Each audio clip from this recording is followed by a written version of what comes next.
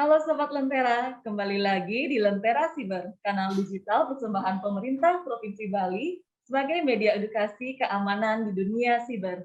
Pada episode kali ini, kita akan ngobrol-ngobrol santai nih bersama narasumber kita, Bapak Made Sudiarto selaku Kepala Seksi Layanan dan Pengelolaan Informasi Publik di Dinas Komunikasi, Informatika, dan Statistik Provinsi Bali. Halo, selamat siang Pak Made, bagaimana nih Pak kabarnya? Selamat siang, terima kasih sudah diundang. Salam sehat. Iya, Pak. Nah, pada kesempatan kali ini kita akan membahas tentang pengelolaan informasi publik nih, Pak. Nah, pada kesempatan kali ini kita akan membahas tentang pengelolaan informasi publik nih, Pak. Seperti yang Sobat Lentera juga ketahui bahwa informasi merupakan kebutuhan pokok bagi setiap orang dan memperoleh informasi juga merupakan hak bagi setiap orang. Nah, Indonesia sebagai negara demokratis juga mempunyai yang namanya keterbukaan informasi publik. Nah, bagaimana nih Pak Sudiarto bisa dijelaskan mungkin apa itu bagaimana konsepnya pengelolaan informasi publik ini, Pak? Terima kasih, Reni, dan terima kasih sudah diundang dan salam bahagia. Sangat senang sekali bisa hadir dan berbincang santai di Lentera Cyber sebagai salah satu media dan kanal penyebar luasan informasi. Terkait dengan topik sekarang ini adalah pengelolaan informasi. Pengelolaan informasi dapat dikategorikan sebagai sebuah bagaimana cara memanage, bagaimana cara kita dalam hal ini sebagai pemerintah memberikan ruang, memberikan sebuah informasi melalui kanal-kanal informasi baik itu media sosial, YouTube, apakah itu media cetak online. Jadinya semua media bisa menginformasikan dan bisa sebagai sebuah media yang dapat diakses oleh masyarakat secara luas, dan hal ini mungkin lewat internet. Dalam hal ini juga pemerintah Provinsi Bali lewat Pergub nomor 13 tahun 2021 menjamin hak-hak dan juga menjamin pengelolaan informasi melalui kanal-kanal yang sudah tersedia. Begitu, Mbak Nani. Jadi pemerintah di sini bersifat transparan, Pak ya, terhadap masyarakat, Pak ya. Sangat transparan sekali. Sebagai salah satu tagline adalah masyarakat berhak tahu. Itu yang menjadi tagline dari keterbukaan informasi.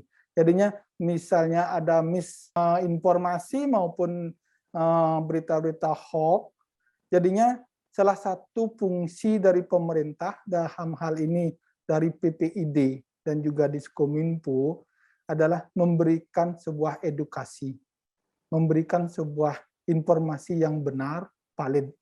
Secara umumnya fungsinya itu adalah memberikan sebuah informasi, memberikan sebuah literasi kepada masyarakat, baik itu tentang pembangunan, baik itu tentang program-program, maupun hal-hal yang berkaitan dengan penggunaan anggaran pendapatan dan belanja APBN maupun APBD. Di situ sangat terbuka sekali.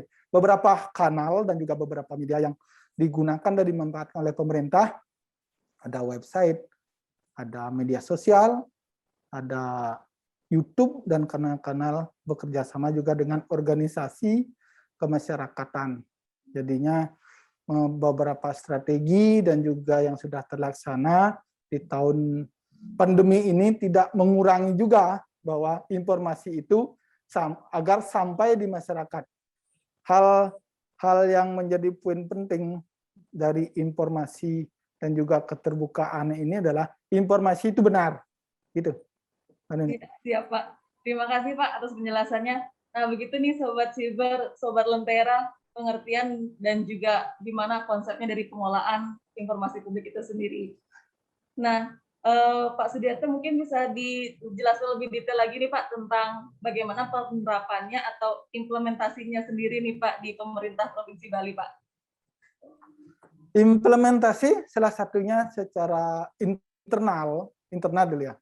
Kami melaksanakan penguatan SDM, bimbingan teknis, pelatihan-pelatihan. Jadinya itu hal-hal yang awal kami laksanakan. Jadi dengan penguatan SDM, dengan pemahaman dari SDM, halnya PPID di OPD masing-masing, mereka lebih tahu mana yang namanya informasi sesuai klasifikasi, ada informasi yang serta-merta, informasi yang setiap saat, dan juga informasi yang dikecualikan. Itu sebuah alur dan juga sebuah mekanisme yang sudah tertanam dalam regulasi dan harus itu dilaksanakan. Dan secara eksternal kami juga melakukan beberapa yang namanya strategi. Salah satunya melalui media sosial. Pemanfaatan media sosial itu sangat penting sekali. Walaupun media sosial itu ada dua irisan, bermanfaat dan tidak bermanfaat gitu. Jadi secara bermanfaat, nah itu yang kita ambil sisi positifnya, menyebarkan informasi melalui salah satu kanal media sosial, begitu, dan juga melalui web, sehingga beberapa hal respon masyarakat terkait keterbukaan informasi melalui survei sangat baik sekali. Hal pertama, kemarin kita melakukan survei keterbukaan informasi yang diikuti oleh Provinsi Bali sesuai kelembagaan pemerintah Provinsi Bali sebagai badan publik. Kita mendapat peringkat di kategori informatif, itu sangat bergengsi sekali. Sangat bergengsi sekali itu. Jadi dengan nilai 92,2, itu hal yang sangat membanggakan Provinsi Bali. Karena dari start tahun 2018, 2019, 2020, kita seperti naik tangga. Dari tahun 2018, kita sudah dalam kategori cukup informatif. Di tahun 2019, kita di kategori menuju informatif. Nah, di tahun 2020, kita sudah mendapatkan peringkat informatif. Nah, mudah-mudahan dan harus kita sebagai target dan juga sebagai leading-nya, tahun 2021 pemerintah Provinsi Bali juga mengikuti keterbukaan informasi publik ini oleh KI Pusat. Kita berusaha dan harus bisa bahwa informatif itu dipertahankan dengan peringkat nilai yang lebih dari 92,2 tersebut. Wah, hebat sekali ya Pak nih. Pemerintah Provinsi Bali dari tahun ke tahun selalu mengalami peningkatan ya Pak ya, dan semoga tetap bisa dipertahankan dan meningkat lagi Pak ya. Nah, mengingat hanya keterbukaan informasi publik nih Pak, kan dapat membuka peluang masyarakat untuk berpartisipasi dalam mengawasi penyelenggaraan pemerintahan dan juga pelayanan publik nih Pak yang transparan dan juga akuntabel, sehingga dapat membatasi terjadinya penyalahgunaan kewenangan dalam pemerintahan nih Pak. Nah, menurut Bapak nih, berdasarkan survei-surveinya juga dari yang sudah dilakukan kemarin-kemarinnya itu Pak, gimana nih menurut Bapak tentang keterbukaan informasi publik itu dari perspektif masyarakat nih Pak? Kemarin kita melakukan survei juga. Survei itu kita lakukan kepada pemohon informasi. Jadinya masyarakat selaku pemohon informasi kepada kami, kita melakukan survei. Karena di dalam kuesioner survei itu adalah terlayani. Jadinya beberapa masyarakat dan juga pemohon yang kami survei di tahun 2020, sesuai metrik dan juga pelaporan kami ke Komisi Informasi dan juga ke pimpin ke Pak Sekda, itu sangat bagus sekali responsifnya. Di kami ada satu kanal berbasis web permohonan informasi namanya ciki.balipop.go.id. Di situ masyarakat bisa meminta informasi terkait apa saja. Yang penting by name by address sesuai dengan ketentuan yang berlaku, begitu. Jelas legal standing-nya pemohon tersebut. Begitu Pak Nini? Iya, siap Pak. Terima kasih sekali nih Pak atas penjelasannya Pak. Jadi Sobat Lentera sekalian juga bisa mengakses situsnya ya untuk bisa memohon informasi-informasi publik. Nah, itu tadi kan tentang keterbukaan informasi publiknya Pak. Nah, sekarang gimana tentang keamanan informasinya itu Pak?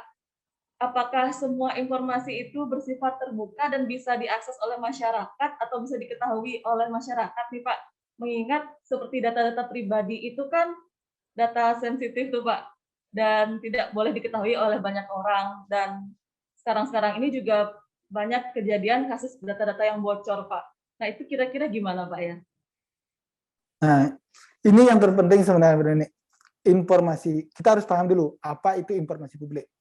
Informasi publik adalah informasi yang dikuasai, dimiliki, dan di manajemen oleh badan publik. Informasi berupa soft copy bisa, berupa hard copy bisa, dan juga bisa berupa voice dan video. Itu namanya sebuah dokumen informasi. Jadinya data-data dokumen yang dikuasai oleh badan publik itu murni dikelola ada badan publik adalah badan publik yang dalam hal ini mereka menggunakan dan juga memanfaatkan dana-dana, baik itu dana dari pusat maupun dana dari daerah. Yang kalau klasifikasi adalah anggaran pendapatan daerahnya, baik dari pusat dan juga dari daerahnya. Seberapa dia menggunakan APBN-nya, siapa yang menggunakan APBN-nya maupun APBD-nya, itu juga sudah termasuk klasifikasi badan publik. Dalam hal, kembali kita ke informasi, walaupun slogannya dari sebuah keterbukaan informasi adalah semua berhak tahu, masyarakat berhak tahu, terbuka informasi, tapi dokumen maupun informasi publik tidak semua bisa diakses, tidak semua bisa disampaikan, dipublikkan ke masyarakat. Sesuai klasifikasi informasi, ada salah satu yang namanya informasi dikecualikan. Nah, bagaimana informasi dikecualikan ini sesuai dengan undang-undang? Ada beberapa hal, mungkin saya kutip salah satunya adalah KTP tersebut. Informasi diri yang mencantumkan dan juga berada dalam satu dokumen terkait data-data pribadi, KTP. Di dalam EEKTP, di dalam itu sudah termuat, apalagi dia sudah pakai barcode, semua termuat tentang diri. Salah satunya kemarin waktu ramai-ramainya vaksinasi, itu kan banyak yang nyebar saya sudah vaksinasi dengan sertifikat itu. Nah, itu salah satunya. Di dalam sertifikat itu ada data-data pribadi dia yang bisa dimanfaatkan oleh orang lain yang tidak bertanggung jawab. Jadi kita sebagai masyarakat juga harus aware ya Pak ya, jangan sampai kita malah share-share data pribadi kita. Jadi nanti kemungkinan data kita bisa dimanfaatkan oleh pihak-pihak yang tidak berwenang Pak ya.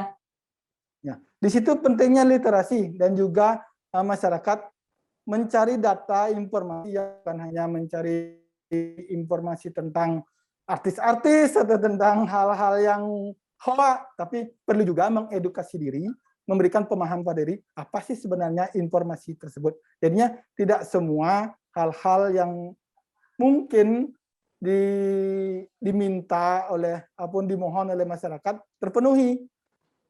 Cuman ada hal-hal yang sesuai dengan legal standing-nya tidak boleh sesuai aturan, tidak boleh disampaikan atau diketahui.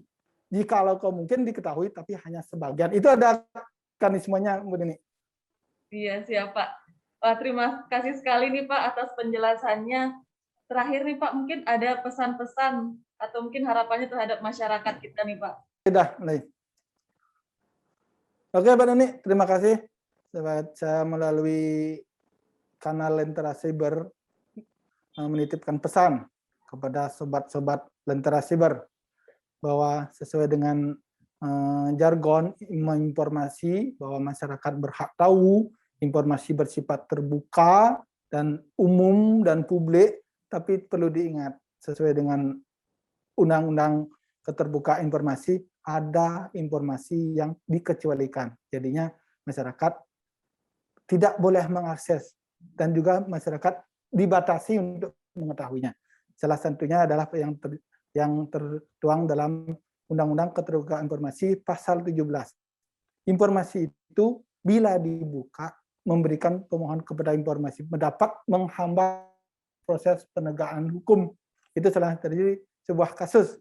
Jadinya bila itu dibuka dapat menghambat proses hukum.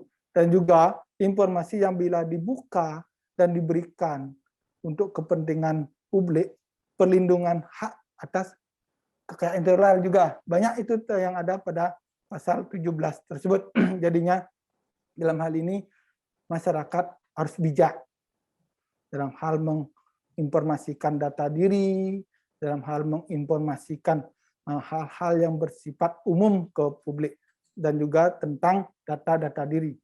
Jadinya bila mana data diri itu disampaikan akan membahayakan diri mereka sendiri. Data itu terekam, jadinya perlu adanya literasi. Nah, hal ini pemerintah Provinsi Bali melalui PPID Provinsi Bali sudah melakukan beberapa hal langkah-langkah. Di antaranya literasi-literasi, informasi-informasi kepada masyarakat melalui kanal-kanal media sosial maupun website. Nah, umpamanya dalam hal informasi selain kanal-kanal resmi pemerintah, bila mana masyarakat mendapatkan informasi, meragukan informasi, dan memerlukan informasi yang valid dan benar, silakan berkunjung ke web kami ppid.baliprop.id, siki.baliprop.id. Nah, melalui kanal-kanal resmi tersebut, masyarakat bisa mendapatkan dan juga mengetahui dan juga mengklarifikasi informasi yang meragukan tersebut. Kami melalui siki.baliprop.id memberikan pelayanan secara online dan offline. Silakan mengajukan pertanyaan, memohon informasi, kami akan menindaklanjuti sesuai dengan prosedur yang berlaku. Begitu, Pak Neni? Iya, baik Pak. Terima kasih sekali Pak atas penjelasannya. Dan terima kasih sekali lagi Pak sudah hadir menjadi narasumber kami hari ini. Terima kasih. Nah, cukup sampai di sini ya Sobat Lentera episode kali ini. Kita akan berjumpa lagi di episode menarik Lentera Siber lainnya. Jangan lupa untuk follow Instagram @lenterasiber dan dengarkan podcast Lentera Siber melalui Anchor ataupun Spotify. Sampai jumpa.